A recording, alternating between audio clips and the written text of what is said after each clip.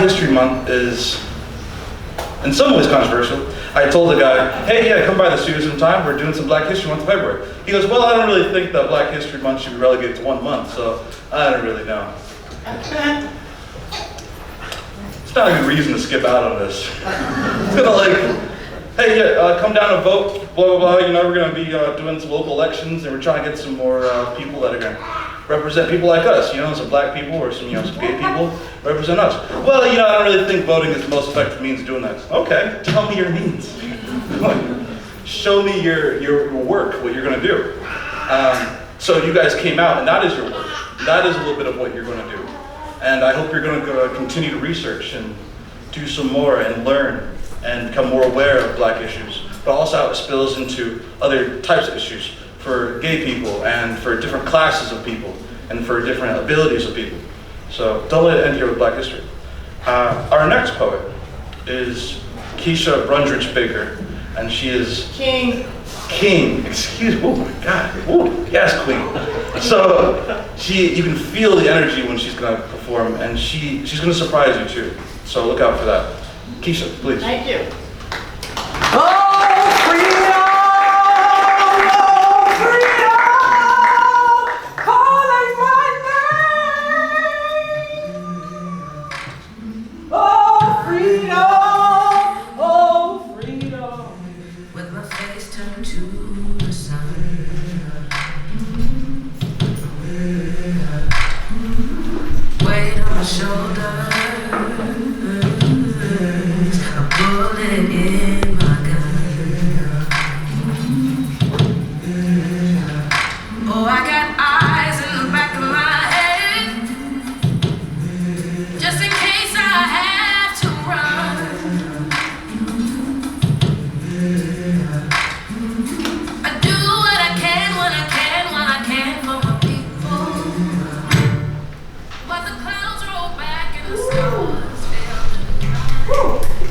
Harriet Tubman.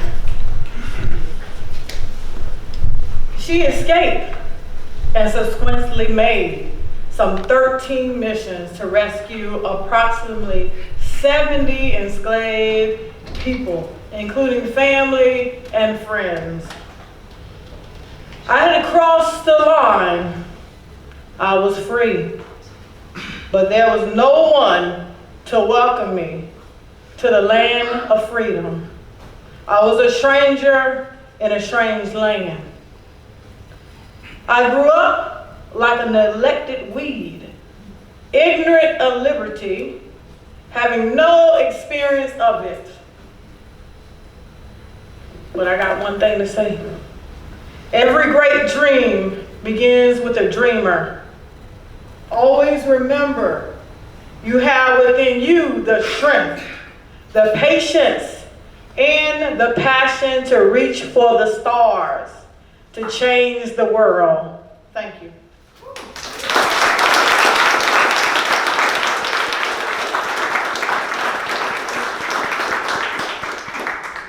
Oh, in case you haven't realized, we're twins. Oh yeah. It's funny. Thank you again, guys, for making it out on this windy night. It feels like we're on a beach in the city, walking on sidewalks.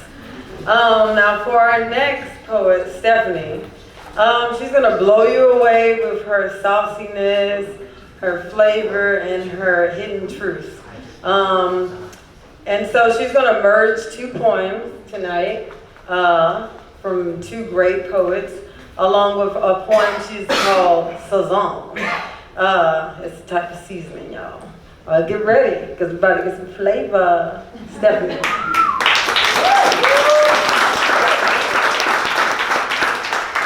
So I always feel really, really good about coming up here and really calm, and then my intro comes and I'm like, oh crap. First of all, thank you to the studio, Bob, Denzel, Marcus, Misha, for putting on these events and just creating a home for us and for different artists like us. I'm always very grateful to be here. Misha gave you a brief intro, but if you know anything about me, I come from a very conservative, Catholic, Hispanic household, and you could imagine their surprise when I turned out to be a LGBT Buddhist poet. It's kind of funny. So growing up was weird. It was interesting. I always felt like this little bird that was raised by meerkats or like some other animals that didn't have wings, and so I didn't know I had these wings that I didn't know what to do with. And because of literature and the arts and awesome people like these poets, I feel like I was able to grow into them. And so I identify with literature about birds. And one of them has become a personal mantra for me. It's by Langston Hughes. And it's called Dreams. It's very short. I'll start with this. Hold fast to dreams, for if dreams die, life is but a broken winged bird that cannot fly.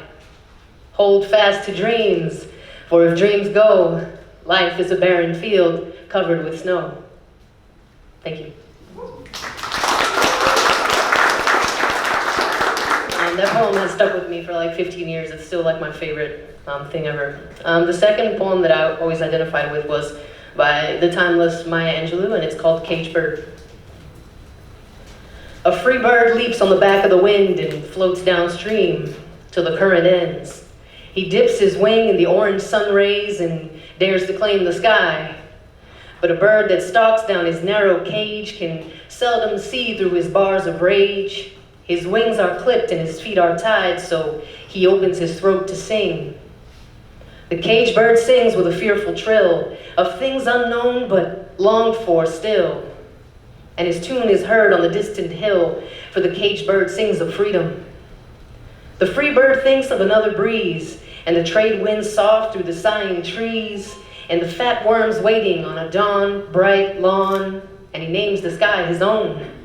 But a caged bird stands on the grave of dreams. His shadow shouts on a nightmare scream. His wings are clipped and his feet are tied, so he opens his throat to sing. The caged bird sings with a fearful trill of things unknown but longed for still. And his tune is heard on a distant hill, for the caged bird sings of freedom. Thank you.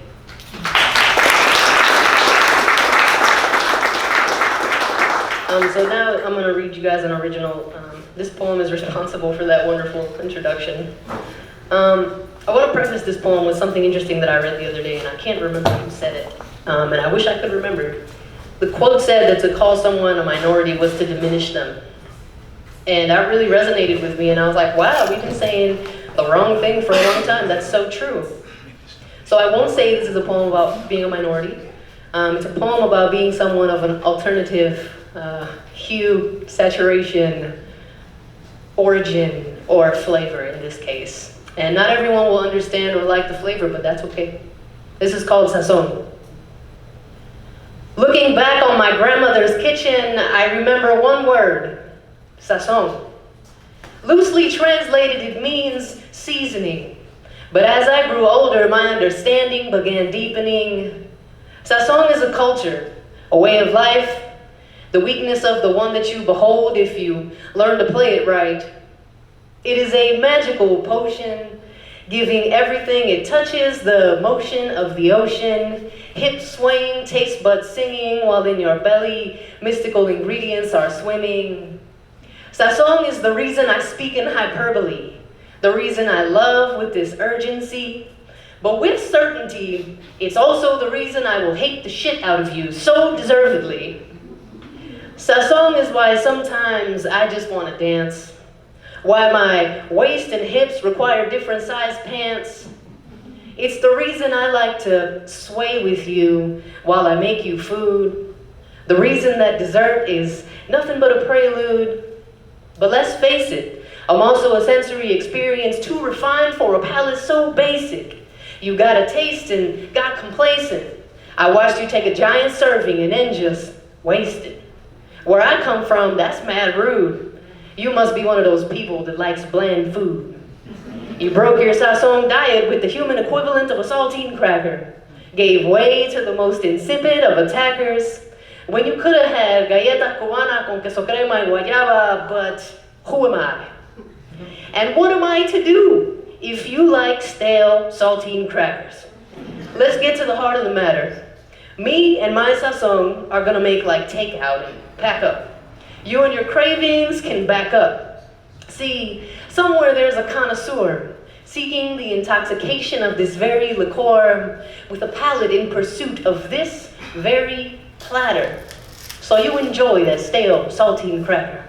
Thank you.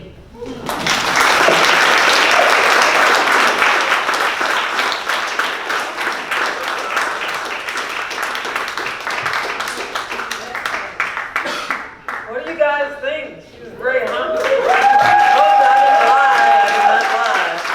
All right, so our next one is a kind of a virgin to this. So let's give her a warm welcome. I kind of saw the energy in her as a writer before she even told me she was a writer at all. Sometimes you just meet people and you kind of just know they have that fire. So Teyana Taylor is that to me. She's like a diamond in the rough, but I know she can be awesome, and she's going to be awesome. So let's welcome her. Teyana Taylor.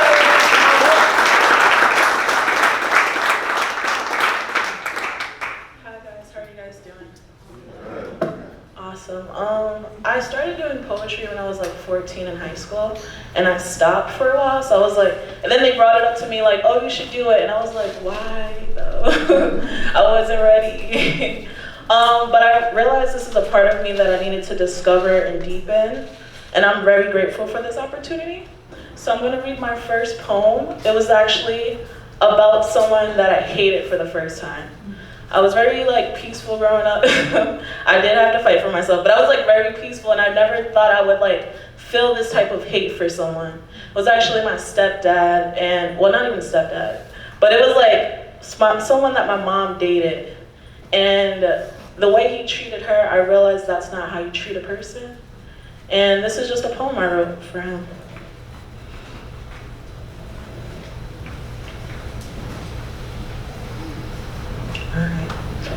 Bloodshot eyes made of his father's beer bottles, dirt impacted beneath his fingernails.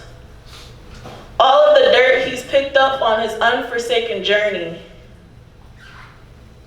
Face balled up as if he had a bolt, as if he was ready. Face balled up as if he was ready to knock you bullseye between your brows. Skin as dark as fresh asphalt. Yet there was nothing fresh about his unshaven salt and pepper face. His skin was nothing but 48-year-old low-grade pleather to hide the 13-year-old boy inside. He was so ugly, you knew this is not what God intended him to be. Yet, this was just years of hardcore drugs and lost morals. And that was it. That was that.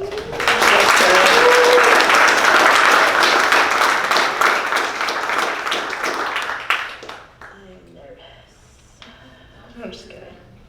Okay, so for the second poem, I did Maya Angelou's Phenomenal Woman. I'm gonna let you guys know how this relates to me. A lot of my life, I felt like people didn't believe in me, and I felt like I had to constantly prove to people who I am and what I'm capable of. So lately, I just got laid off from my job, and I'm not in school, so that didn't help at all. But it's like, I know I believe in myself. Like, I'm trusting in myself. I'm trusting in this journey. I'm discovering myself in my own way. I just realized I'm an artist. I also do stand-up comedy. So this is Phenomenal Woman by Maya Angelou, then I'll read mine.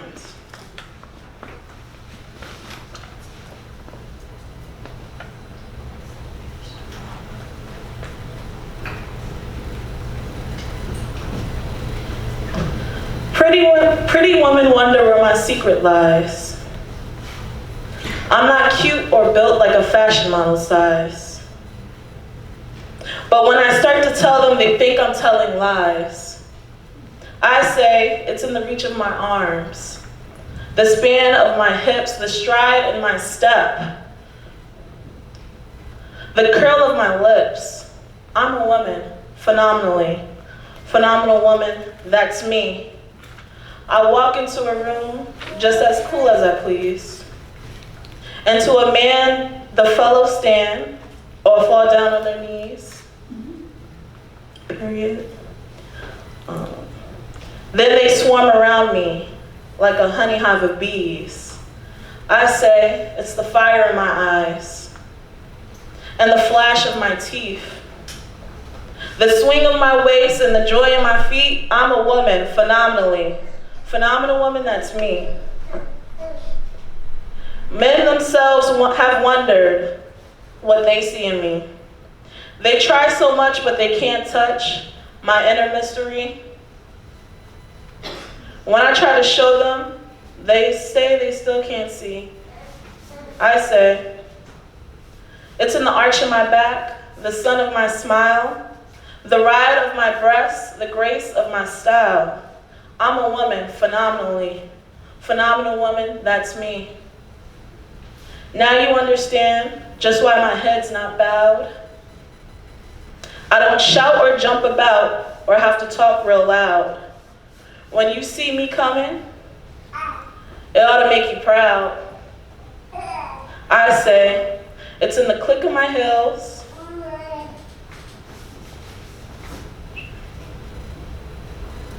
sorry guys.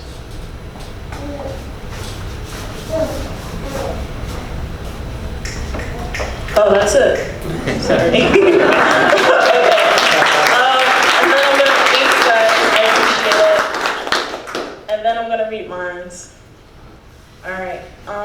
Here we go. Mama Maya taught me the phenomenon in me, and that's what the world sees in me. Mama Maya taught me to believe in me, and once I did, people began to pour out their blessings for the women they see in me. Even when the ones that surrounded me, including the ones with the same blood as me, claim to not hear, see, smell, or even feel me. The woman in me. Mama Maya taught me to strut in a room with poise, leaving people wanting more, leaving people wanting to explore the corners of the world my mind may wander off to, leaving people wanting to catch the rhythm of my voice so they can play it late at night when they need that divine femininity.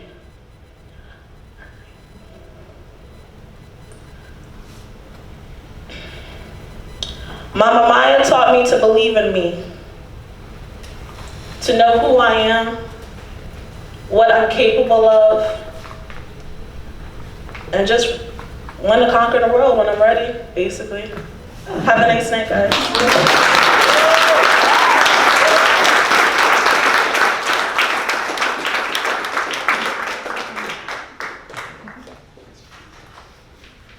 So much.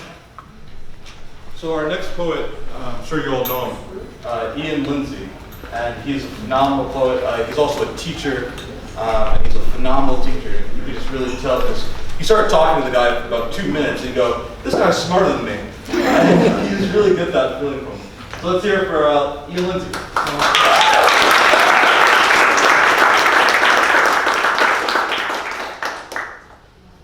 Hey, good evening, guys. Thanks for coming. So usually just riff on the intros, but a lot of time the intros are just to make us sound more intelligent. But and also this night is important, so I wrote it down. So my name is Ian Lindsay, and tonight I'll be performing a poem titled Strive by a beautiful black contemporary poet named Miles Hodges. So obviously I'm not black, I'm Filipino, I'm Scottish white, but every day I stand in alliance and understand that black is beautiful. And the capital T, truth in that statement demands repetition, so I'll say it again.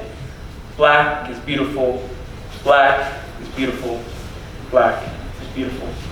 And every day when I stand in front of my students where 99% of the school is black and 37% are homeless, I also demand to ask of you all a few questions before I begin reading.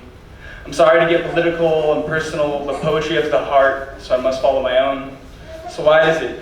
My childhood best friend, a Jamaican who I grew up with in the same neighborhood, in the same schools, with mothers with the same jobs, why is it that while he went to prison, I went to college? Why is it that my friend Adam Donahue, a fellow Filipino with more melanin in his skin than my own, was gunned down dead by the St. Petersburg police in 2010, and I sat in a dorm room reading his mother's grief from his Facebook page? Why is it that black males are 5.9 times more likely to find handcuffs than their white counterpart? Why is it that 942 people have been shot to death by the police? Why is it the systemic of racism is alive and well in this country and it should have been snuffed out with the ideas like Jim Crow? Why is it that prison labor has become slavery and student loans indentured servitude? Why is it that my American government is a civil oligarchy? Why is it? Ladies and gentlemen, is Donald Trump a good man? And I know Black History Month is about celebrating Black excellence and lifting up a culture that had to fight with vehemence to define itself. But in order to go forward, often we need to look back. So I ask you tonight that the next time you're in a room and you hear that vile, racist shit, say something. Let's be an alliance. Let's be allies. Strive for a world that reflects the same beauty in the poetry you've heard here spoken tonight.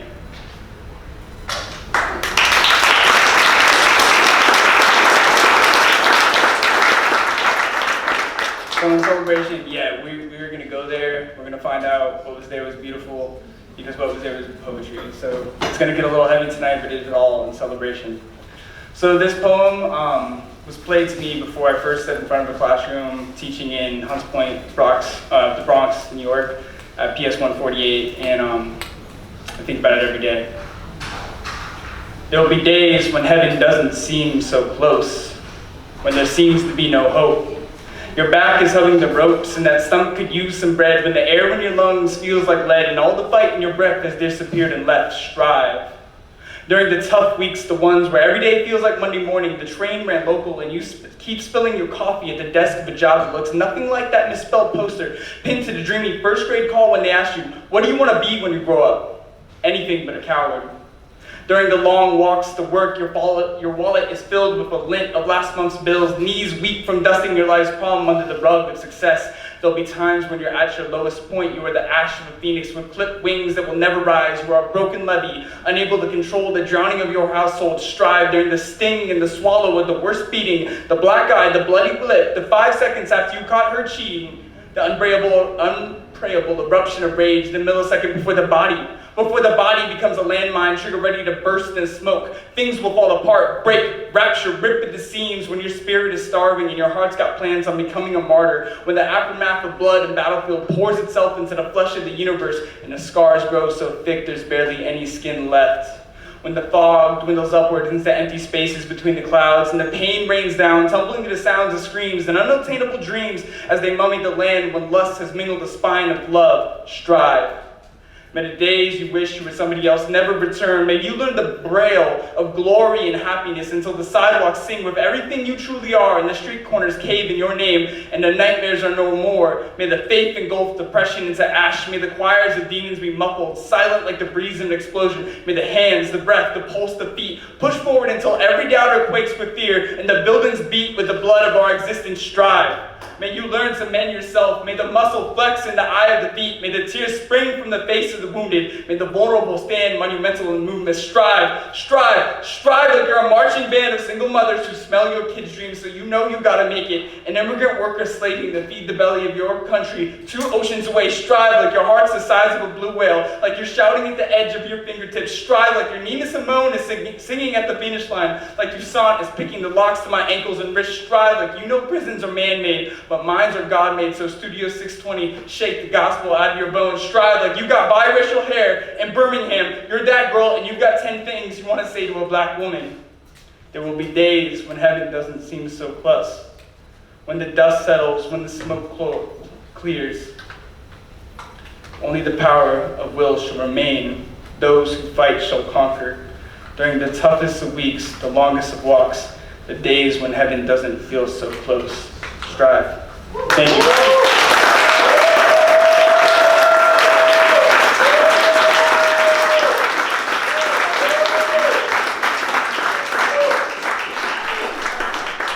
Oh, I love that. That was Mal Hodges. Thank you, Ian. That was wonderful. So now we have Callie, who is going to do a tribute to Margaret Walker. And then following that, she's written an original poem called The Nose. Come on up, Callie.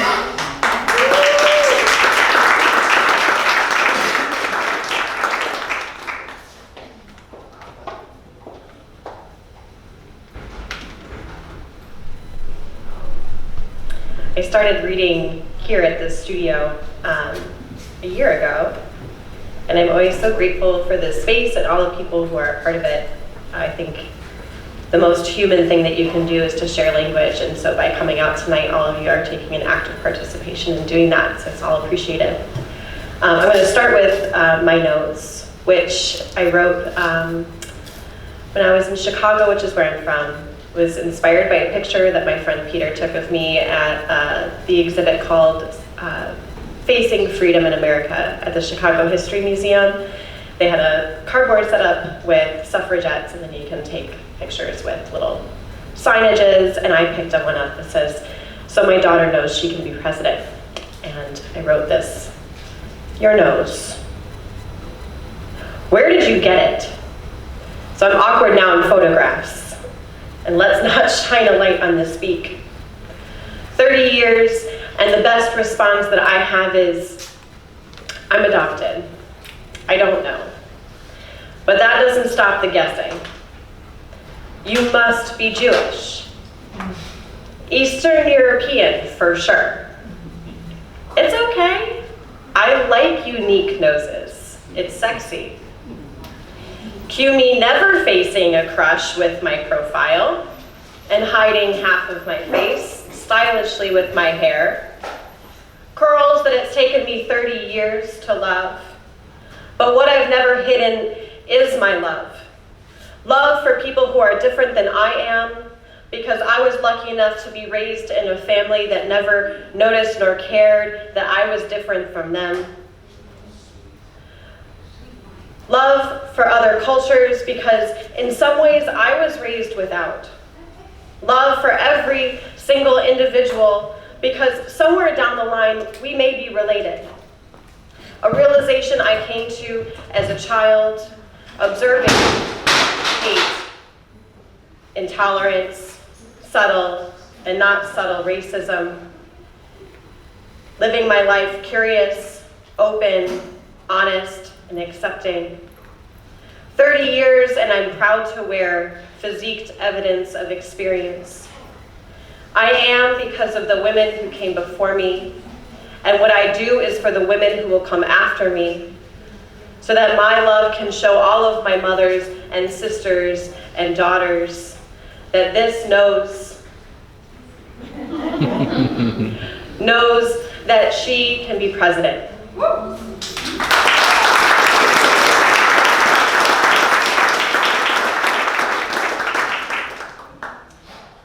This next poem is by Margaret Walker, and I think I appreciate some of her language because she lived in New Orleans and Chicago, which is two cities that I have close ties to. The poem was written in 1938 it was published, and it just surprises me that it's now today still so relevant.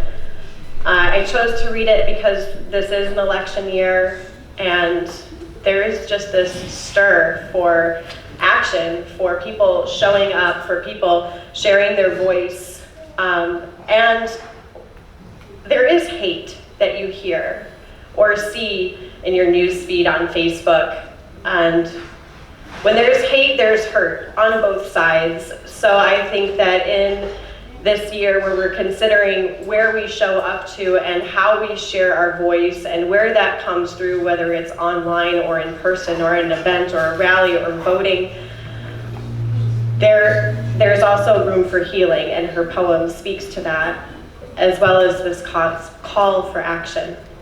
It's called "We Have Been Believers." We have been believers, believing in the black gods of an old land, believing in the secrets of the seeress and the magic of the charmers and the power of the devil's evil ones. And in the white gods of a new land, we have been believers, believing in the mercy of our masters and the beauty of our brothers, believing in the conjure of the humble and the faithful and the pure. Neither the slave's whip, nor the lyncher's rope, nor the bayonet could kill our black belief. And in our hunger, we beheld the welcome table, and in our nakedness, the glory of a long white robe. We have been believers, believing in the New Jerusalem. And we have been believers, feeding greedy, grinning gods like a Moloch, demanding our sons and our daughters, our strength and our wills and our spirits of pain. We have been believers, silent and stolid and stubborn and strong. We have been believers, yielding substance for the world. With our hands we have fed a people, and out of our strength have they wrung the necessities of a nation. And our song has filled the twilight, and our hope has heralded that dawn. Now we stand ready for the touch of one fiery iron, for the cleansing breath of many molten truths, that the eyes of the blind may see, and the ears of the deaf may hear, and the tongues of the people be filled with a living fire. Where are gods? Have they left us asleep? Surely the priests and the preachers and the powers will hear. Surely now that our hands are empty and our hearts too full to pray, they will understand. Surely the sires of the people will send us a sign. We have been believers, believing in our burdens and our demigods too long. Now the needy no longer weep and pray, and the suffering long arises, and our fists bleed against the bars with a strange insistency.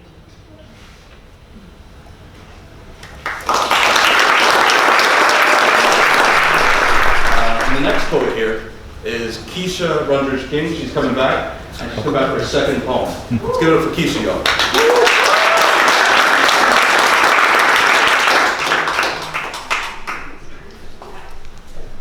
Hello, good night, everybody. It's full house tonight. Take this thing off. My poem came from me observing my neighbor that lives underneath me. I am in a second upstairs apartment, and me and her had our children a month between. And so her baby was light skinned and mine also, and I had wrote a poem describing what that is like. Is he okay? Mamas. Okay. Dark and brown. A mother cares for her light-skinned baby.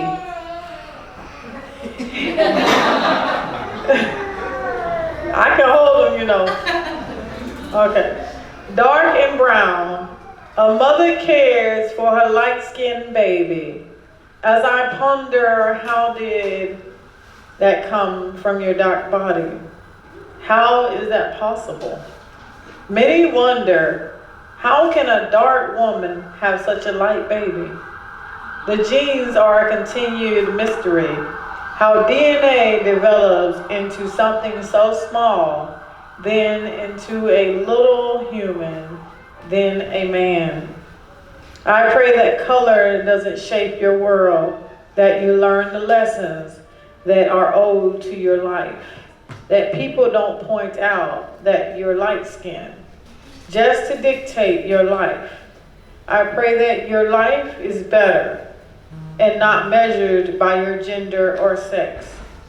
As an African American woman, striving to prove that I am better than the breasts and the vagina that I am blessed with. I am much more than the feminist ideologies that portray us out in the world. My hope is that you see the world that it is, imperfect. Yet if you work hard, you will succeed. When trial and error take place, that you never give up, that you will be the man our ancestors are proud of, that I am proud of. I hope that you help change the world into a better place, not just live in it. Don't never give in to others. Go your own path. Follow your desire. You are precious, little black-skinned boy. No matter your skin tone or your gender, you will teach the world new things beyond color can imagine. Thank you.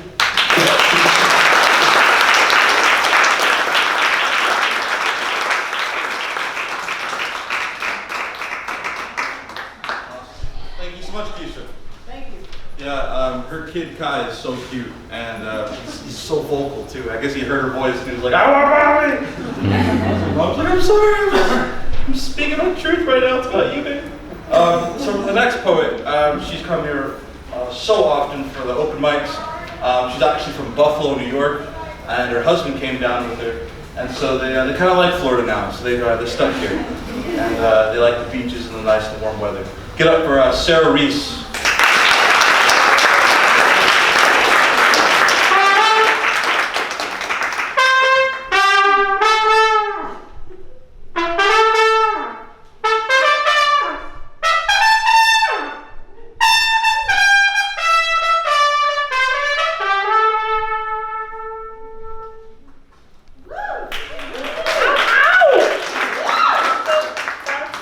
Papa is a Rolling Stone, and Thaddeus and Papa Emile used to play this song in Buffalo, and the poem that I'll start with is a poem that I wrote for Papa Emile Latimer. He's a really amazing musician, and he's no longer with us, but I knew him when I was a waitress at a restaurant, a diner in Buffalo, New York, where, so for Papa Emile, 1934 to 2013.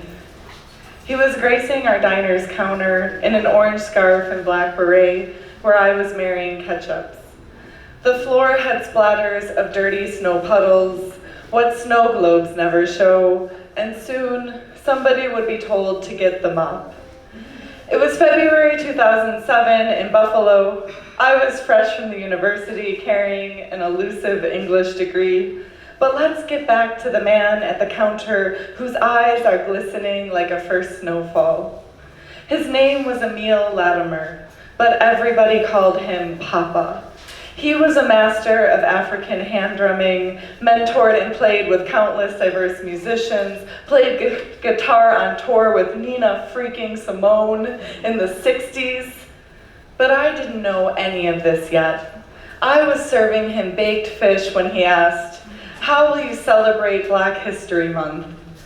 And although I hadn't thought about it, to not disappoint him, I said, "Read some Langston Hughes and Maya Angelou." He seemed surprised by my answer, leaned back and studied my face. He told me Rumi lives in his home, then we recited lines from the great mystic poet. We said we'd be ill without creative expression. I returned to my role as waitress, asked, "How's the fish?" He gave me the slightest nod. Such questions were bones in his fish. We returned to art and poetry, and the lights in his face clicked back on. We shared our distaste for small talk, and I scribbled these lines on a piece of register tape. I waitress for these conversations. Small talk is when words hitchhike. They will let any mouth transport them around. Fast forward to February 2020. My husband, who played music with Papa in Buffalo, and I are up in the middle of the night after feeding our 2-month-old son. We're watching the video of Papa singing his song, "Black is the Color of My True Love's Hair," at the Lincoln Center in the Big Apple as Nina Simone plays piano. He is shedding sheets of his soul when he sings, "Black is her beauty, her soul of gold." They both wrote a song with that same title. This year, Papa Emile is living in our home, and we remember how he illuminated our gray Rust Belt city, how his hands would give breath back to the goat skin of the djembe, how he'd make the dark, sticky insides of bars feel like Sunday afternoon sunshine. In a dream, between sips of tea, he asks me what I am doing for Black History Month. I lean back to catch the spark in his smile.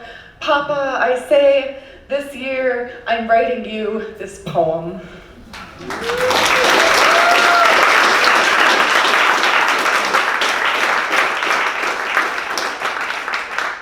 So, the story goes that Emil Latimer auditioned to be Nina Simone's guitar player, and when he auditioned, he sang "Black is the color of my true love's hair." And Nina Simone said, "You played and wrote what I wanted to write. You will play that at my show." She had written a song with that same title, and so they toured together, and he, not only was he a guitarist for her, but he also sang with her in her 60s heyday, which from what I've read, because Emil didn't tell me this, but from what I've read, he was the only person that she invited onto stage to sing with her in her heyday. So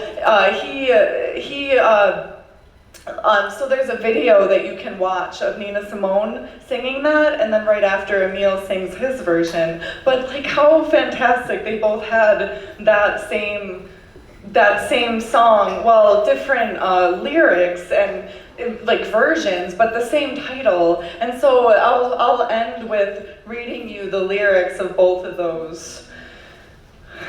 Yeah, and before Emil Latimer played with her, toured with her, he just was this musician who played on 44th Avenue in Manhattan, and here he was playing with a superstar, you know, and he was such a humble, amazing spirit, and I'm remembering him a lot in Missing Buffalo.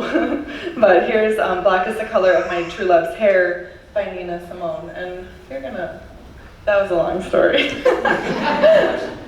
Okay, that's right. That's what we talked about. Okay, so black is the color of my true love's hair, his face so soft and wondrous fair, the purest eyes and the strongest hands. I love the ground on where he stands. I love the ground on where he stands.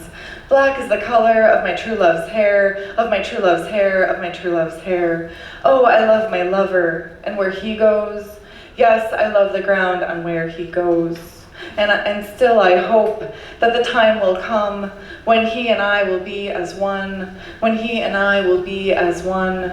So black is the color of my true love's hair, black is the color of my true love's hair, black is the color of my true love's hair.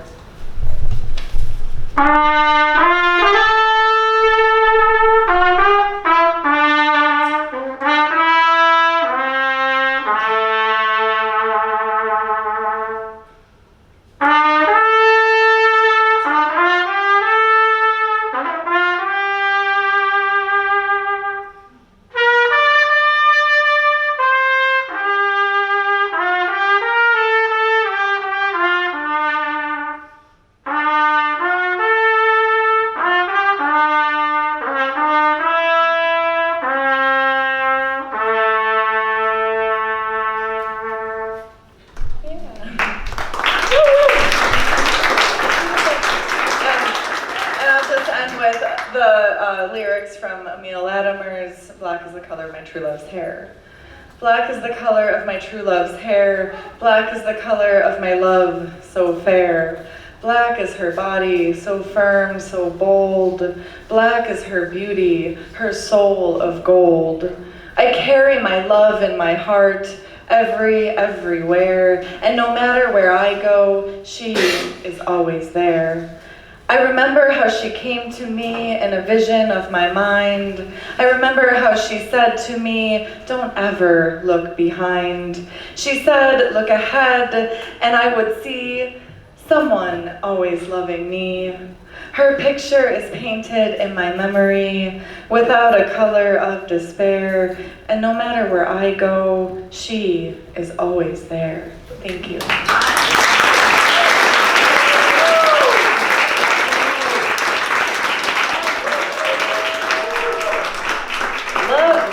There, thank you. And author, by the way, of not one, but 2 books, okay? So make sure you guys, see her after the show. And thank you for still being here. How you guys enjoying the show so far, actually? All right, I like that. Okay, so now I would love to introduce Roberta. Roberta has a poem that is just going to grip you, and it's going to take you back in time, and it's going to talk about the history of chains and all the ways that things in life can put restrictions on our lives. And then she's also going to do a tribute to Gwendolyn Brooks, and it's going to be called A Primer for Blacks. Roberta, where are you? Roberta, I don't see you. Come on up, girl. I'm excited. I love History of Change. I've been like begging you to read this shit. Okay. Love you. Okay. All right. Well, hello. How are you guys doing this evening? Okay, so this Gwendolyn Brooks poem that I'm going to read, I found it kind of hard. Okay, so everybody is always reading the poems of well-known authors, Langston Hughes, Maya Angelou, and people like that. So I decided to find a poem from someone that I was unfamiliar with and that I assumed that most were familiar with, and that is by Gwendolyn Brooks. And the poem is Primer for Blacks. Let me grab this here. Okay, here we are. Gwendolyn Brooks. Blackness is a title, is a preoccupation. Is a commitment blacks are to comprehend, in which you are to perceive your glory. The conscious shout of all that is white is great to be white. The conscious shouts of all the slack and blacks is great to be white. Thus all that is white has white strength in yours. The word black has geographic power, pulls everybody in. Blacks here, blacks there, blacks everywhere there may be. And remember, you blacks, what they told you. Remember your education. 1 drop, 2 drops, marketh a brand new black. Oh, the mighty drop. And because they have given us so kindly so many more of our people, blackness stretches over the land. Blackness, the black of it, the rust of it, the milk and the cream of it, the tan, the yellow of it, the deep brown, middle brown, how brown of it, the olive, and the orchard of it. Blackness marches on. The hue, the pungent object of our prime outride is to be comprehended. To salute, to love the fact that we are black, which is our ultimate reality, which is the long ground for which meaningful metamorphosis, from which our prosperous settle. Groups or individuals can rise. Self-shriveled blacks begin with gaunt and marvelous concessions. You are our costume and our fundamental bone. All of you, you colored ones, you Negro ones. Those of you who proudly cry, I am half Indian. Those of you who proudly screech, I've got the blood of George Washington in my veins. All of you, you proper blacks, you half blacks, you wish I weren't black, you Negroes and you Negroettes, you blacks.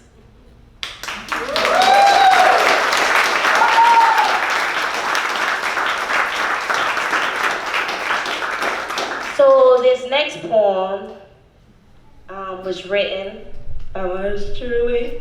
Now, Black history for me, I've never was concerned with Black history because Black history never concerned me.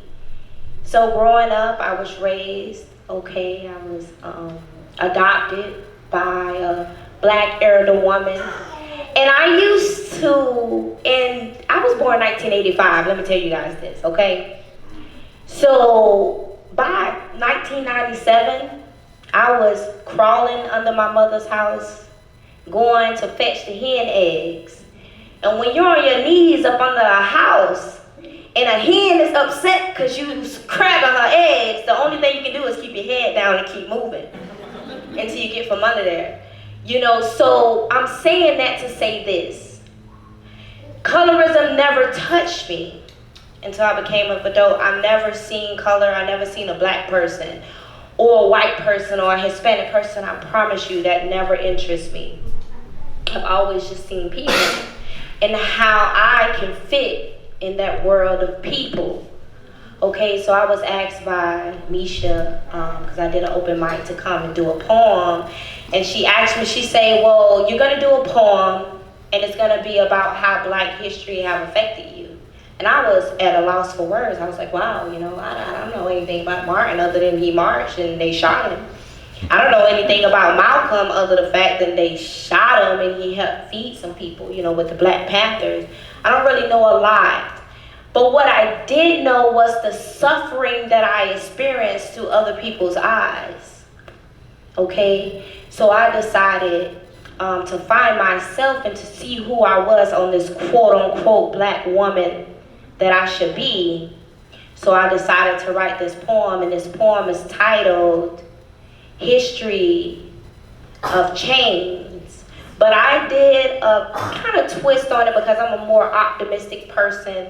So I changed it to his story, because history is only his story. It's only a story that's been passed down from generations to generations. But as we all know, that stories and truth have different levels. You have your truth, you have my truth, you have his and hers, and then you have the truth. Here's my truth. It is titled His Story of Chains.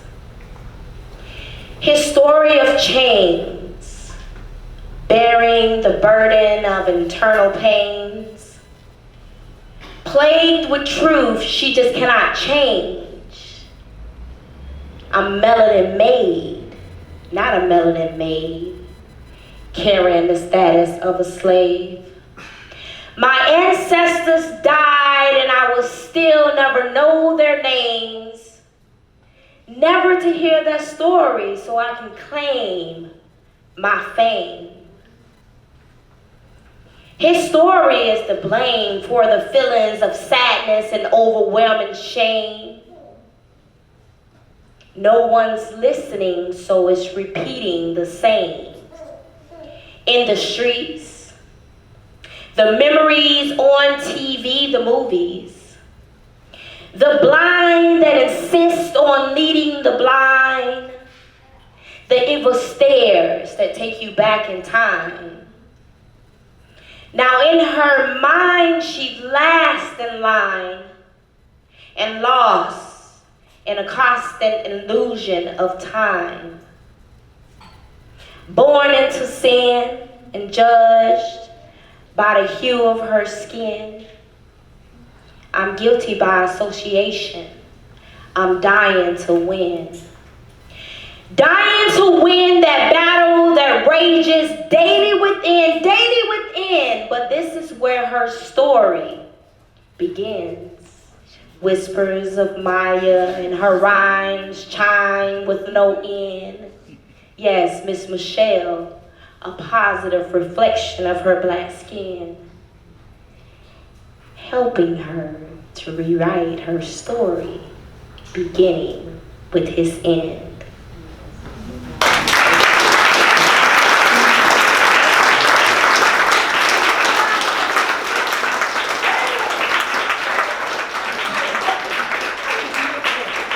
All I can say is, goddamn.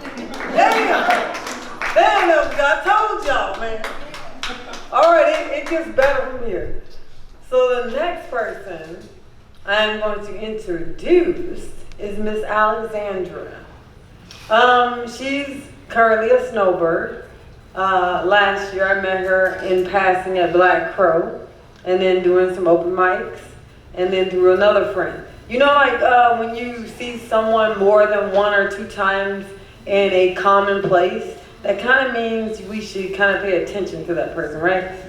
It's the same as if you see something 2 or 3 times, or you hear something 2 or 3 times, you should listen to it, right? So, with that being said, it kind of pushed me to just pay attention to Alexandra.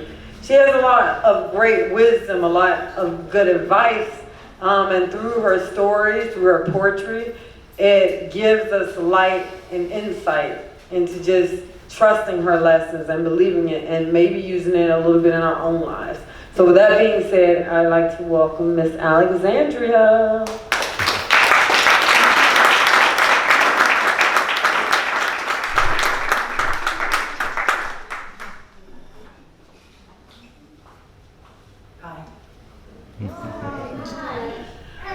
I thought I would search for a Black poet that I had never heard of, and so I found Nikki Giovanni. And I decided to give you a little intro about her, just something that she said about herself before I read her poem. So this is what she says. She said, "I think I was lucky because I was always sniffling. Colds, allergies, something or another, which meant I got to stay home from school a lot, which meant I could read the books that I wanted to read. Mommy had a wonderful library. Richard Wright, Langston Hughes, Paul Laurence Dunbar, John Hershey, but she also read trashy books that she kept in the back of her closet. I remember a nun once saying to me that Black Boy by Richard Wright was a bad book. I knew better, but I thank her for letting me know just because you are grown and a nun, you don't necessarily know what is good from a bad book. I guess this is a way of saying I'm a dreamer. Where do your dreams come from? My dream was not to publish or even to be a writer. My dream was to discover something that no one else had ever thought of. I guess that's why I'm a poet. We put things together in ways that no one else does." So here's her poem called Nikki Rosa. Childhood, I'm going to take this out of here. Childhood remembrances are always a drag if you're Black. You always remember things like living in Woodlawn with no inside toilet. And if you become famous or something, they never talk about how happy you were to have your mother all to yourself, how good the water felt when you got your bath from one of those big tubs that folks in Chicago barbecue in. And somehow, when you talk about home, it never gets across how much you understood their feelings as the whole family attended meetings about Hollydale, and even though you remember your biographers never understand your father's pain as he sells his stock.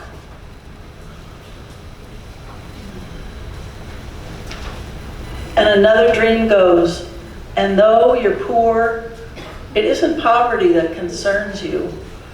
And though they fought a lot, it isn't your father's drinking that makes any difference, but only that everybody is together and you and your sister have happy birthdays and very good Christmases.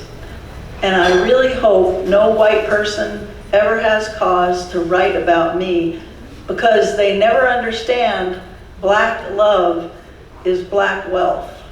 And they'll probably talk about my hard childhood and never understand that all the while I was really quite happy.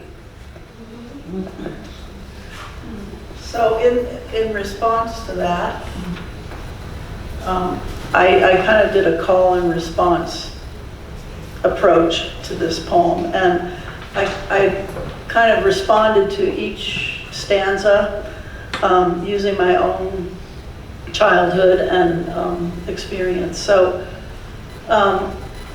here's mine. Childhood remembrances are a drag if you are white and come from my family.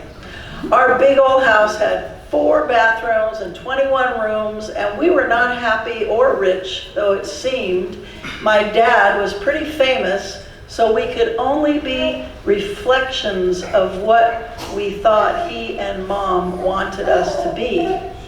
And the mother love was in great shortage between the 4 of us, competing with my father for it. We all strove to be artists and cute in our clothes because that kind of attention substituted for our family love. And yes, the bathtubs were deep and it felt so good to submerge in the water, lose myself underwater in our backyard pool away from the family. I never understood my family's feelings because we did not talk between directives, yellings, and beatings. Though the whole family attended Catholic Mass every Sunday, and my mom and dad held progressive leftist meetings in our home with other white people, though my parents were all pro-civil rights and anti-Vietnam, when it came to my older sisters having black boyfriends in high school, the shit hit the fan.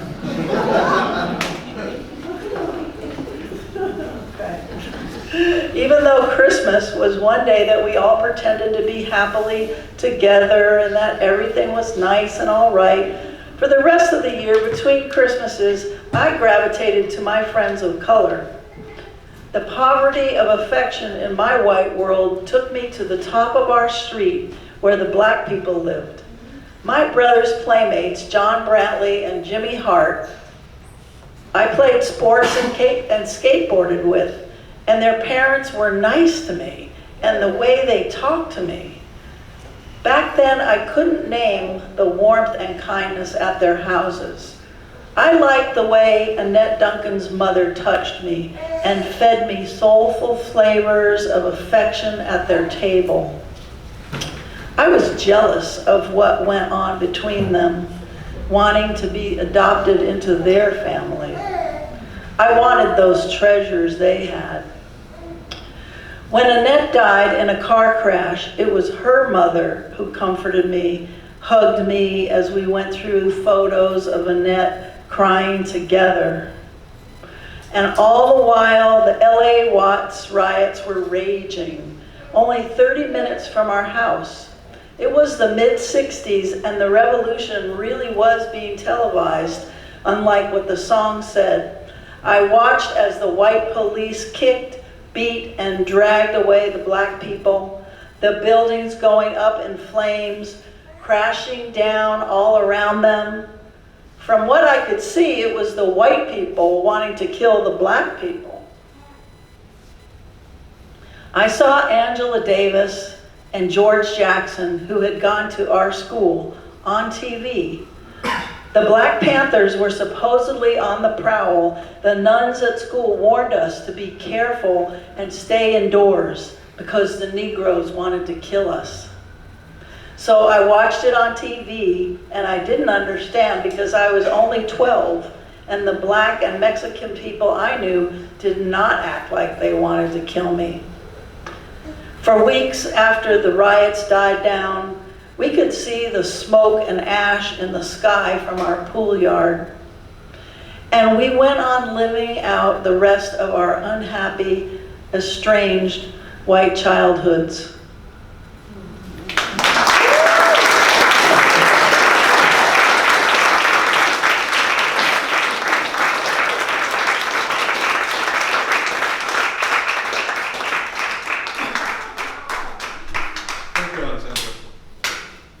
That's a wonderful thing, is just honesty and just self-reflection. Being not afraid to say some things that I think you've been holding it inside, especially for Black History Month. I think it's something we take for granted, that kind of inner dialogue that we've had, but also just the inner history that we've had, being one ethnicity versus the other. And I told Alexandra I think that would be powerful for you to share that with the audience. You being a white person and being able to give your experience to all these different people in here. That way they can learn something too, that they can see it through your eyes, so thank you. Our next poet is Julia, and she's from the USF St. Pete Ethics Debate Team. And she is a very, very brilliant girl, sharp mind, and some keen insights. So let's welcome her.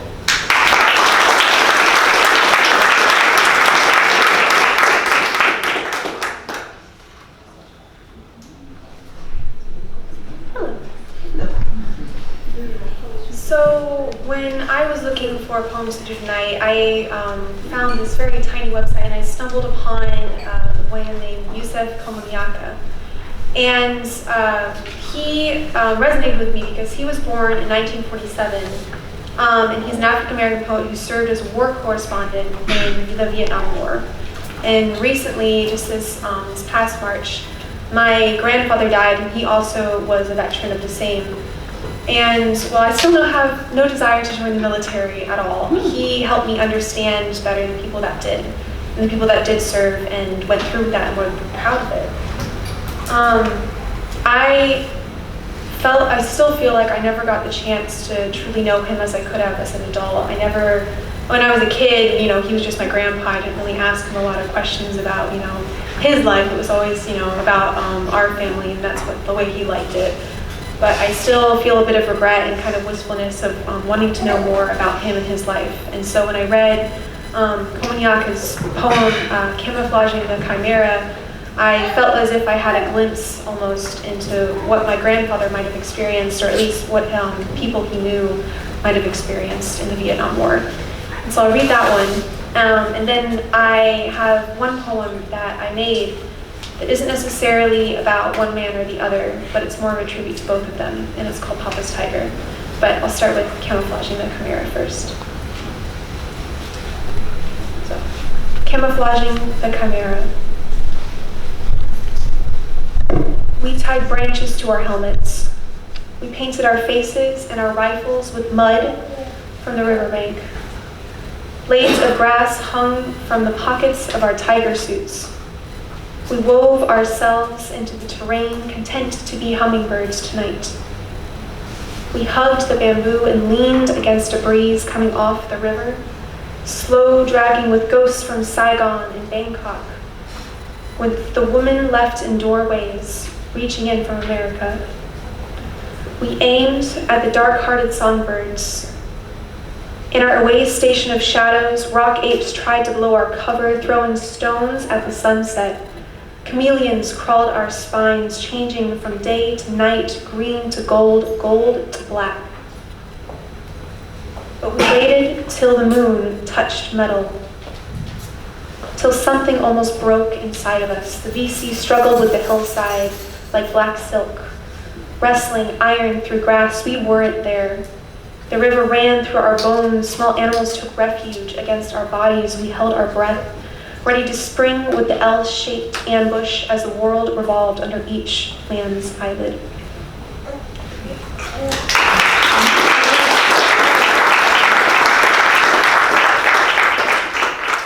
Take it out. All right, and then this is Papa's Tiger.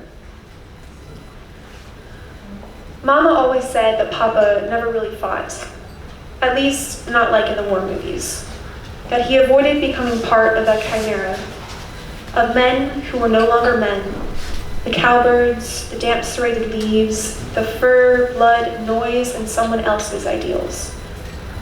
That he never dragged ghosts back with him from Saigon, or aimed at dark-hearted songbirds. And the only tiger he saw was the one below his radio tower, when the moon hung cold and low. In the din of shiny black beetles and paper-thin wings, skeleton limbs, barks, screams, slithers of unseen things, the grating noise below the canopy. The silver from the half-lidded moon woke him from his sleep to eyes of a predator stalking the cart where he laid. Papa used to say that it passed 3 times. The image of death raked its icy fingers slowly up his spine before the tiger turned impatiently back into the wall of sound. Sometimes his tiger brushed against the car. the scrape of the tail on rusted metal the loudest sound in the jungle. Or maybe today he frightened it off silently with a stick and a friend. Or maybe he sat in awe of its dangerous majesty. Or maybe what woke him was some retained instinct of survival, rooted in his bones and cultivated by the constant night watches for faces in the dark. Or maybe, just maybe, his tiger was an inventive excuse to protect children who would not be satisfied with the truth of war. Thank you.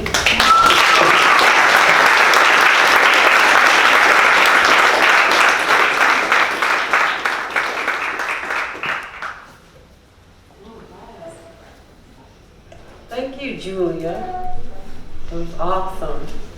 Our next poet we have coming up is Mr. Johnny White Cloud. Now let me tell you about him. He's a bit of a musician, and well, way more of a musician than a poet. But recently he's written something for this show which amazed me. And I really do love his poem, and he titles it Freedom. This poem is very interesting because he has, the experience, just the experience of being back in that time frame and then being able to see so much now, which is astonishing. Kind of like my grandmother who's celebrating her 93rd birthday next week on Tuesday. And for her to be able to see so many lives and journeys and creations and inventions amazes me. And Johnny Cloud, he's also my musician. He usually plays behind me when I write poems or read them. And tonight it gives me great honor to introduce his first original poem ever. And it's called Freedom. So I'm not good at singing, but I'm going to say freedom. I like that. Freedom. All right.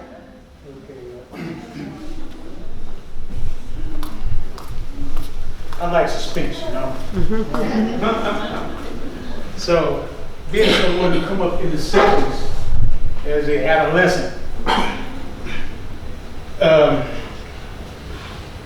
I would say King, Malcolm X, Kennedy, Nixon, Gerald Ford, Black Panthers, and the scene it all. And coming up out of the 60s during the Jim Crow, I was like an adolescent.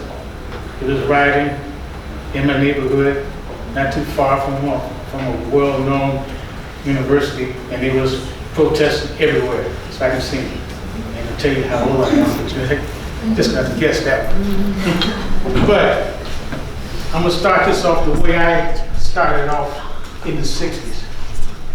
I'm one of these guys that play a lot of avant-garde jazz, because I come up in an era in the 60s where it was always straight ahead, don't look back.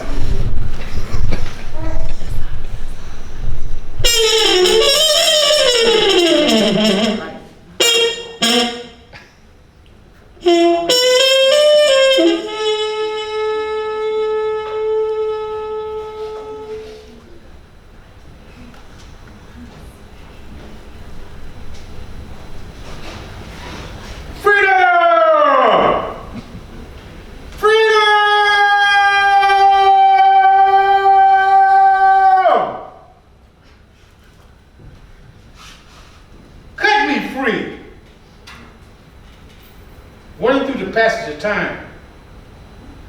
It's a long voyage, transcending to higher planes, going beyond and beyond what is expected of me. Us, them, y'all. Cut me free!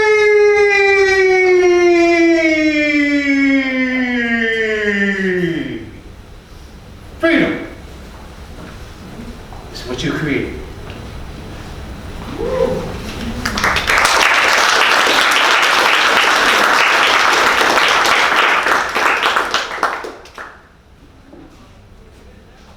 Everybody hip to this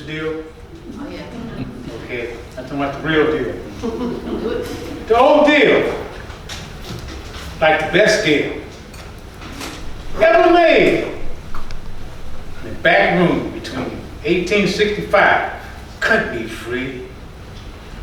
It's what you make of it. It's like a comedy, free. I'm gonna ad-lib on this one. See, we all thought we was free. Never was free. Maybe the 7 years after 1865, black folks really progressed on land. They got a lot of things back that they didn't have. But when Jim Crow come along, I grew up on the end of it. I used to be down south a lot. I was down south and then I wasn't coming back down south because after Emmett Till was murdered, my mother kept me out the south. She didn't know that I was down here in Florida. She said, boy, you know good and well you had no business being down south the way you are. You know, things have changed. And the main reason I say that is because I'm going to dedicate what I'm standing up here talking about, which I had shared some information about a certain guy that really, in 1527, Esteban. I stumbled across his history. Didn't have no mother, but he came over here in 1527 with Cortez. A lot of people don't even know about it. Some people do know about it, but he really got me thinking, like, black folk is always free. You know, they just with the wrong place in the wrong time. That's it.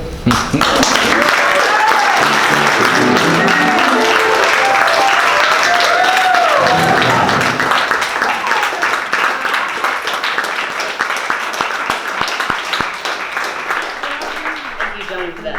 I just appreciate Johnny's authenticity and his storytelling. I'm really excited to introduce the next person because he's one of my favorite people in St. Pete. This guy puts in a lot of hard work so that all of us can come up here and share our art with you. Him alongside Marcus, his counterpart. This guy is a genuine article. He's a one-of-a-kind dude. He is himself with no apologies, and I love that about him.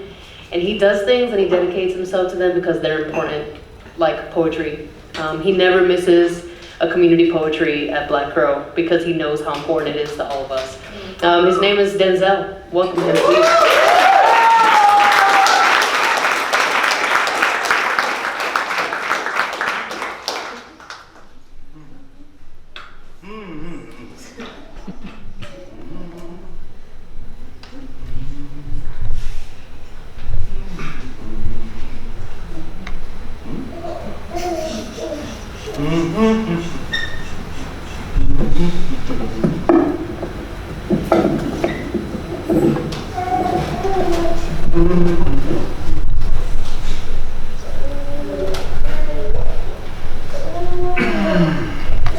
Hello. Yeah, you never have to say hello back, that's okay. Hi. Hey, there you go. What's up? What's up? All right. Yeah.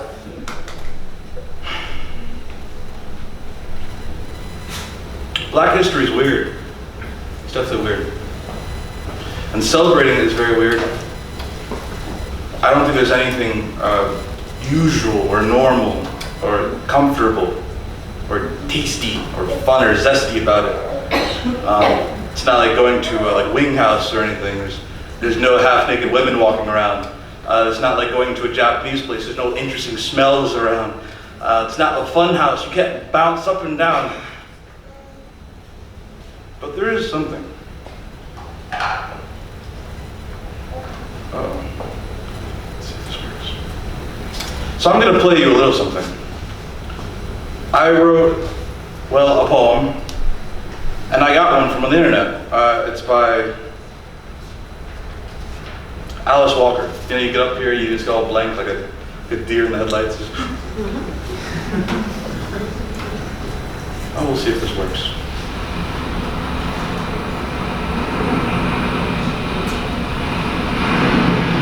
So I I wrote my own piece to waves.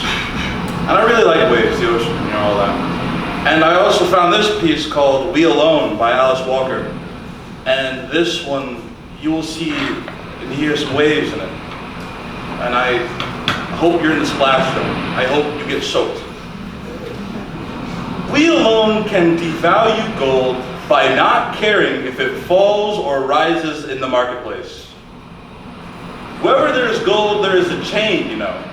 And if your chain is gold, so much the worse for you. Feathers, shells, and C-shaped stones are all as rare. This could be our revolution, to love what is plentiful as much as what's scarce. So that's Alice Walker. And so what she's really getting at is the beauty in all things, and that they don't have to be short on supply. That market forces don't demand what's valuable or interesting. It's what's inside it. Oh. So this one's called, well, it's based off an anime, like Whitewater Jutsu Hidden Technique.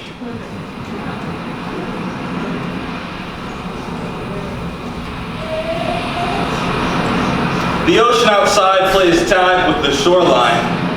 Like goofy children, the tidal waves roar and swell for 1,000 years. The tidal waves play as lions, bears, tigers, and playing cops and robbers. It's a rocky coast, drenched in jagged black rocks with pale sea spray billowing, draping over the hefty boulders with little eddies swirling after they crash.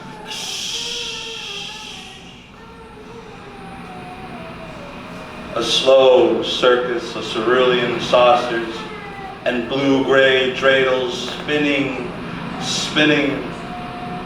You forget there's all this black rock and dirt underneath the waves. If you drained the ocean, there'd be vast black and brown canyons as far as your eyes will take you. And then you'll see him, Neptune, embarrassed without his seeds.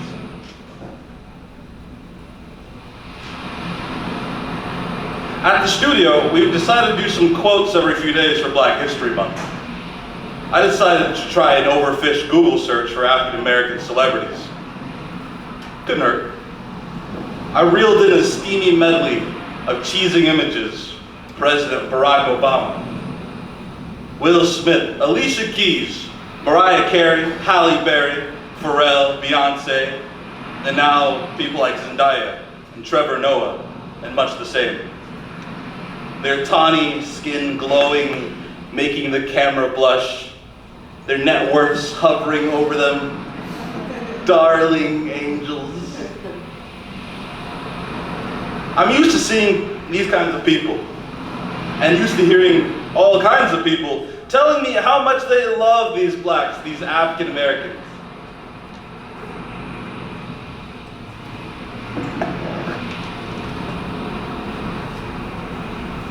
I don't really eat fish. To me, there's an obvious odor. It's one of the meats that really smells and tastes like where it came from. That briny, oceany, seaweedy stuff. Even the best of fish smell a little like boiled eggs, or a crotch after a fresh run.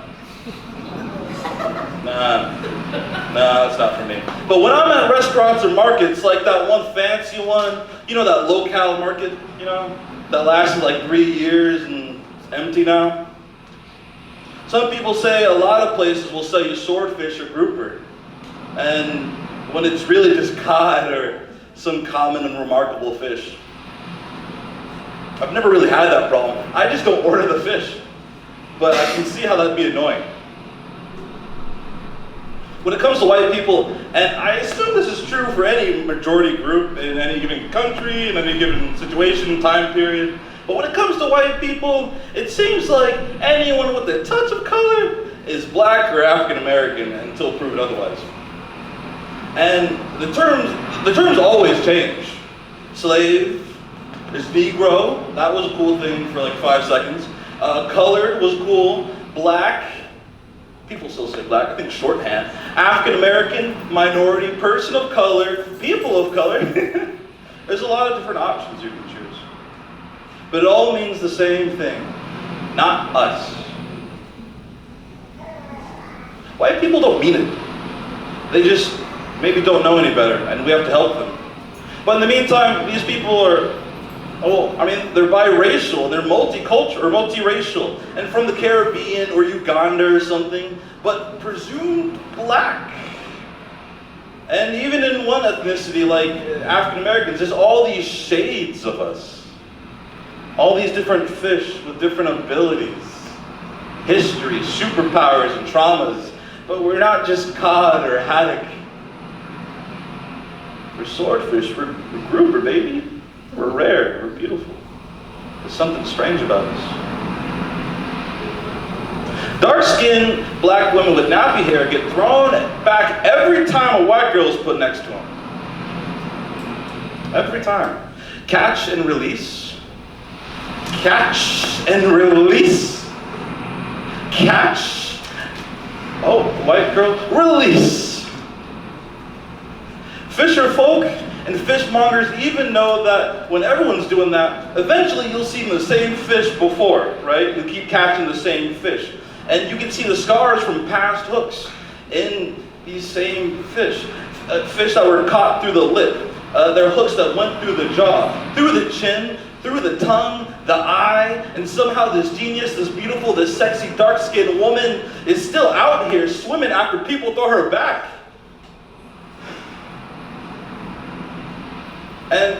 But if you light-skinned, man, you got less skin, you got less sin. And if your hair is straighter, then man, you got more haters. And if your nose is more stout than wide, then sister, you can come on by. And if your name is Susan or David, then boy, you can be taken seriously, because seriously, that name just doesn't put fear in me. But no Dark LaShondas, no Trishas, no Denzels or Daquans, no ghetto shit, because with that shit, you can get gone. Because if it ain't snowing, the nigga, I ain't going, okay? That's what we used to say in high school. Sometimes it's still true. Light-skinned black folks get more perks than you can shake a stick at. When put next to someone dark-skinned, we don't even get to look back. White people, I love y'all. I love y'all so much. You probably know that from my last poem. But I think you like it when ethnicity looks more like you. You like to see them blend and morph into you. I think it's comfortable, really. I think it's probably like seeing an old friend, or maybe seeing like a dog smile, but it's not really smiling, it's actually just panting. Or seeing an elephant paint with its trunk at the zoo. Or you see Coca the gorilla holding a kitten. Or you see a reflection of you.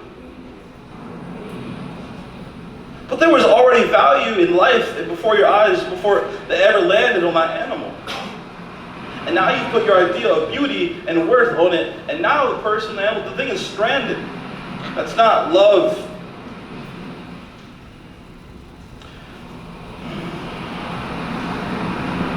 It's raining again, and the ocean outside plays tag with the shoreline. Like goofy children, the tidal waves roar and swell for 10,000 years. They play as lions, bears, tigers, playing cops and robbers, shooting, killing, mauling, anything different from them. Abandoning, passing up, isolating anything different from them. It's a rocky coast, drenched in black, jagged rocks, with a pale sea billowing, draping over the icy boulders, and little eddies swirling, listening to lo-fi hip-hop. It's a slow circus of cerulean saucers and blue-gray, dizzying dreidels, spinning, spinning, spinning. You forget there's all this beautiful blackness underneath. If you drained the ocean, there'd be a vast black and brown canyons, as far as your eyes will take you. And then you'll see him, Neptune, embarrassed without his white, foaming seas.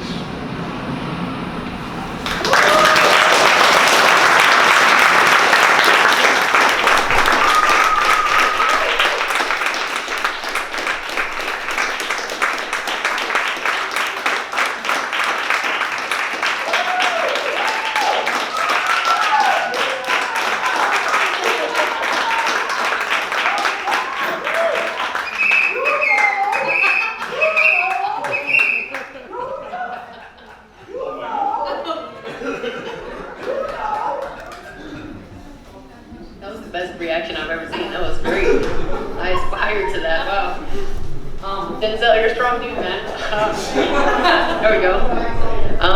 Thank you guys, everybody, for being here. We have one more poet for you. This is not just any poet, though. This lady who I have the pleasure of introducing is like the godmother of this whole thing that you've come to see today.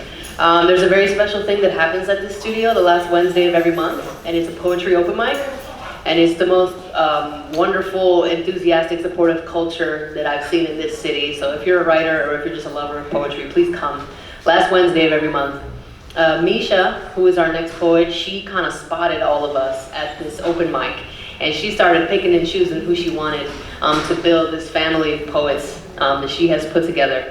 And I can personally say that she's become one of my best friends. She's welcomed me as a friend, as a family member, and she pushes me as a professional and as a creative human being. And I appreciate her endlessly. And I'm just gonna let her say what she needs to say. Welcome, Misha, please.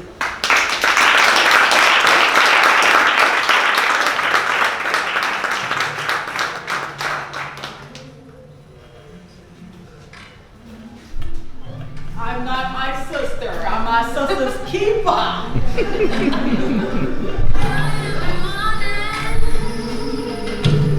Before the sun begins to shine, gonna start moving towards that separation. Here she go, y'all, here she go.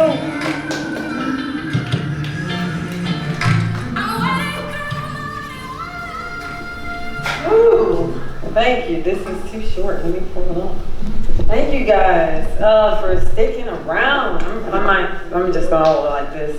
It works better that way anyways. So what do you feel about Black History Month now? Are you changed a little bit by some of the poems you've heard and some of the original poems you've heard tonight? Well, tonight I'm reading The Mask by Paul Laurence Dunbar. 1892 he wrote this. And then Maya Angelou also added some of her own poetry to it, which she labeled the Old Black Men poem. And this poem symbolizes how Black people hide their pain and their humiliation behind what they really want to say, which is the mask. So tonight I am reading The Mask by Maya Angelou. It's a very dark and deep poem, and I'm going to have fun reading this. So here we go. The Mask. Johnny, can you sing us in a little bit with your trumpet? Can you blow us in a little bit?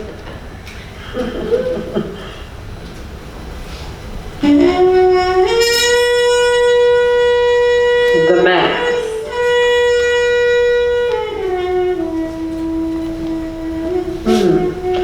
We wear the mask that grins and lies. It shades our cheeks and hides our eyes.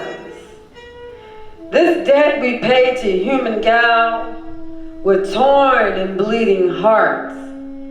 We smile and mouth the myriad subtleties.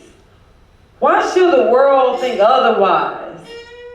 In counting all our tears and sighs, and let them only see us while we wear the mask. We smile, but oh my God, our tears to thee from tortured souls arise. And we sing, oh baby doll, the clay is foul beneath our feet, and long the mouth. But let the world think otherwise. We wear the mask. We wear the mask. When I think about myself, I almost laugh myself to death. My life has been a big fat joke. A dance that's walked, a song that spoke. I laugh so hard, ha, ha, ha, ha, ha, ha, that I almost choke when I think about myself. 70 years in this world, and the child I works for calls me girl. 70 years old, and the girls I work for calls me girl. For working's sake, I'm too proud to bend and too poor to break. So I laugh until my stomach ache when I think about myself.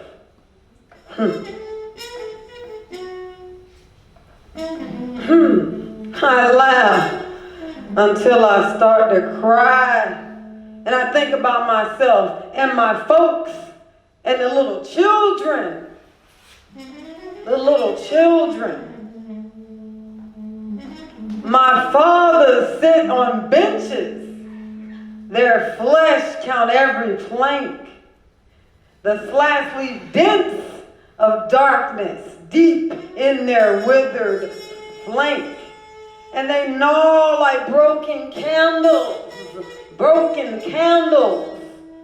all waxed and burnt profound. They say, but oh sugar, it was your submission, that made your world go round.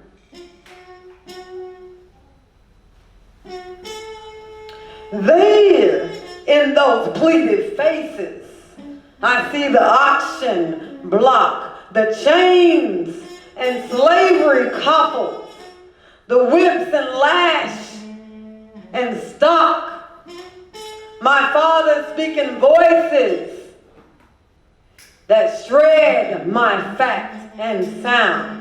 They say, oh, but sugar, it was in your submission that made your world go round. They laugh to conceal their crying like we do behind the mask. They shuffle through their dreams. They step and fetch and county and wrote the blues and screams. But oh, I understand their meaning. It could and did derive from living on the edge of time, the edge of death.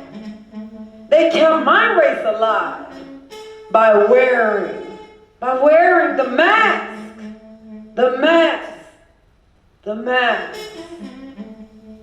Maya Angelou.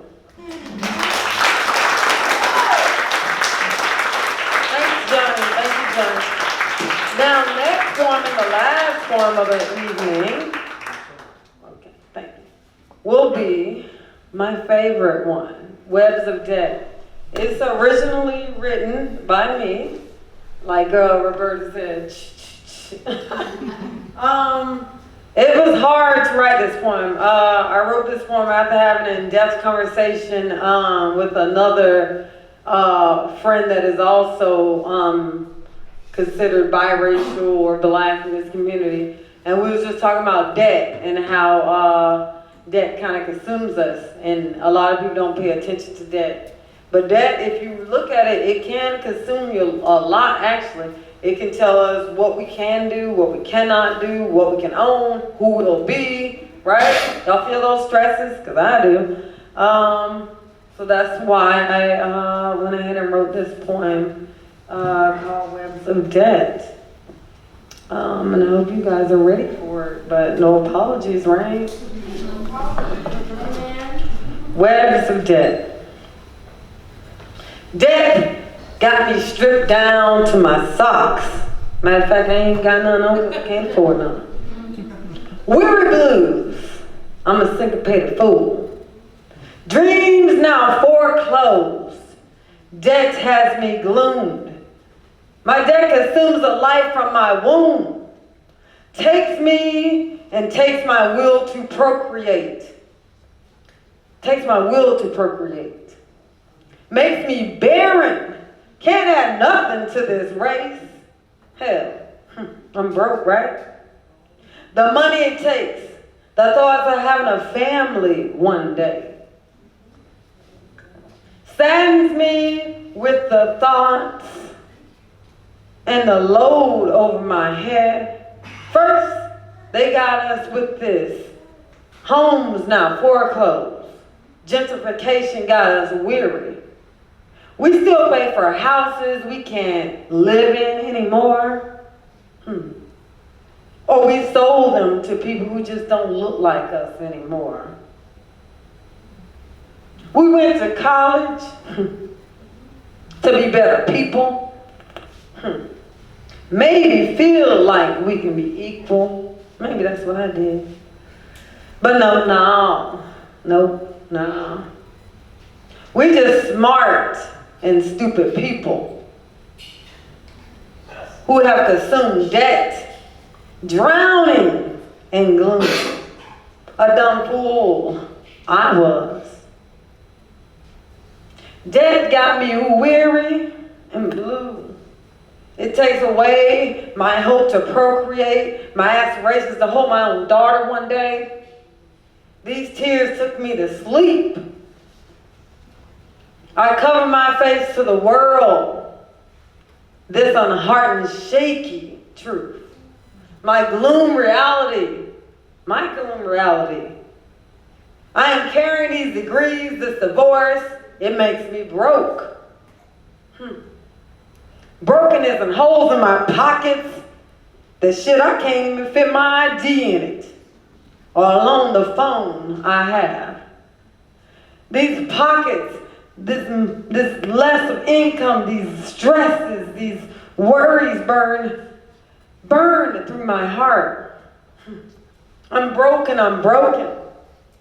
So don't ask me for no money, no baby, no love, nothing.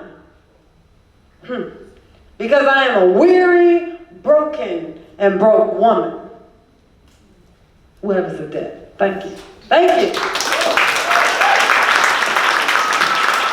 everybody, for coming out tonight. It's been great. I enjoyed everybody coming in. Thank you, ladies and gentlemen. It has been a glorious night. It has been a glorious night. Let's give a shout out to everybody that came out tonight and did they things tonight. It is Black History Month, but it's not only Black History Month, it is Everybody Month, because everybody contributes to Black History Month. Black, white, Latino, whatever you are, thank you for coming out and contributing tonight.